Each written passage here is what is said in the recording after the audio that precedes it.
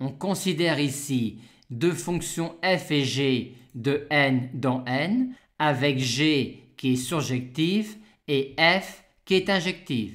Et on suppose de plus que pour tout antinaturel petit n, f de n est inférieur ou égal à g de n.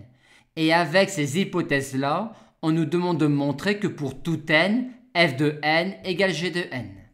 G étant surjective, 0, 1, 2, 3 et ainsi de suite, ont tous au moins un antécédent par g. Et pour laisser le moins de possibilités possibles à la valeur prise par f de n, on va commencer par considérer un entier n0 pour lequel gn0 vaut 0. Et ceci ne laisse alors qu'une seule possibilité pour la valeur prise par f en n0, c'est 0.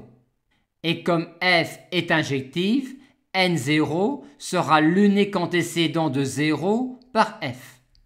Augmentons d'un cran au niveau de la contrainte et considérons donc un entier n1 tel que gn1 est égal à 1. F en n1 ne peut alors prendre comme valeur que 0 ou 1, mais comme n1 est nécessairement distinct de n0, f ne peut pas prendre en n1 la même valeur qu'en n0, vu que f est injective.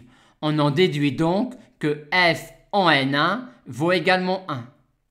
Et comme f est injective, n1 est alors l'unique antécédent de 1 par f. Si on continue le procédé, on considère alors un antinaturel n2 tel que g de n2 est égal à 2 et l'existence de n2 est assurée par le fait que g est surjective. Que vaut alors fn2?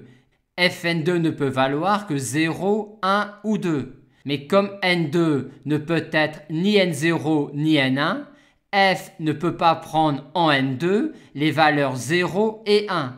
On en conclut donc que fn2 est égal à 2. Et un tel antinaturel n2 est alors unique vu que f est injective. Pour formaliser cela, on montre alors par récurrence forte sur K que pour tout antinaturel petit k, il existe un unique antinaturel nk tel que k égale g de nk égale f de nk.